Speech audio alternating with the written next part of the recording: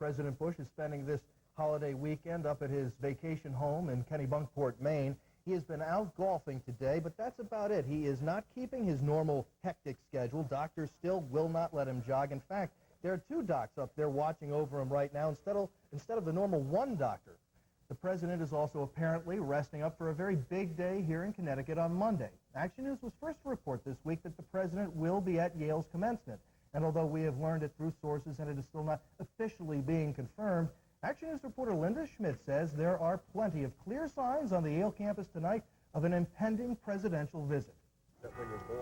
The head usher for Monday's graduation ceremony at Yale University is checking off his final list in preparation for the big day. Is Susanna Loper here? A few feet away, work crews are putting the finishing touches on the stage where commencement speeches will be made. This preparation is routine, but not so routine is what's going on overhead. Oh, he's gonna land, man. Is he? What's believed to be Secret Service helicopters circled the campus today to secure the area for President Bush's expected visit. The president is scheduled to be the guest speaker for the commencement ceremony. Campus security is meeting hourly to discuss the tight security measures. Although all the signs are clear that the president is coming, university officials are tight-lipped. So you're not able to confirm if it's going to be President Bush at this point? I am not going to say yes or no. Organizers are also downplaying their roles and the amount of time they're devoting to the graduation ceremony. There are always a million last-minute details for an exercise this large and complicated on any year, regardless of who may or may not be coming. This campus hasn't seen this much security since President John F. Kennedy spoke to the graduating class of 1962. And students on campus today seem pretty thrilled with all of the activity. It just seems like a special, kind of like an extra special graduation, not just, you know, the average thing. So I think everybody's excited. I'm very excited that he's coming to speak. You don't have to agree with him politically to think it's a good thing to have the president speak at your graduation. Now the graduates have to wait it out to see if the president will return to his alma mater on Monday to give them words of wisdom as they embark on their careers. And another famous face that'll be seen on the Yale campus this weekend is Senator Edward Kennedy. Kennedy's son, Edward Kennedy Jr., is graduating from the School of Forestry and Environmental Studies. The senator will speak at those exercises.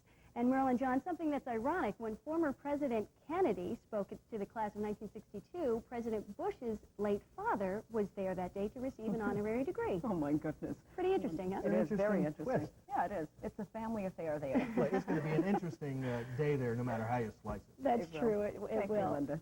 Great. Made his first trip back to his alma mater as president, and he picked a day to make a major announcement, extending trade benefits to China. Just his appearance was enough to draw cheers as well as jeers. Channel 3 Shoreline Bureau Chief Allison Schaefer has the story. Right through, please. Security took over Yale's old campus as a member of the class of 48, picked up an honorary doctorate of laws. President Bush ignored the hecklers and protesters, many of whom sported pro-choice signs. Police escorted a few shouters out of the ceremony, but Bush himself stuck to foreign policy. Bush saying despite human rights abuses, he wants a continuation of most favored trade status for China. We will have no leverage. We will not be able to advance our cause or resist repression if we pull back and declare that China is simply too impure a place for us. I think he has the right policy. I think that his justification for it was exactly correct. Pulling out's not the answer if we want to have any kind of, input in there whatsoever. People crowded everywhere in Yale's old campus, some to see the president, others to see the graduates, and many objected to the protests. They took the limelight away from the graduates, which is really sad. A lot of people spend a lot of time studying, and they put their money into the school, and they expect, that's their grand time, and they didn't get it. They didn't get it. Everybody was looking around wondering who was getting arrested next. No one was actually arrested, and the protesters say they got their message across. A lot of people were unhappy with his speech as well. Not just people I was sitting with, but talking around. And there were a lot of people who would support him, too, especially a lot of parents and alums. But I think the protests went pretty well. Bush's visit shut New Haven traffic down, and 150 city police worked extra duty at a cost between $15,000 and $20,000. But it was a show for celebrity watchers, President and Mrs. Bush, writer Russell Baker, Coretta Scott King, and Senator Ted Kennedy gave folks something to stare at. It all gets put away in a flash. Yale's old campus was set up for graduation for days, but the president flew out at about 2 o'clock. Graduation went off without a hitch, and this is one ceremony to remember. Allison Schaefer, Channel 3 Eyewitness News on the Night Beat, New Haven.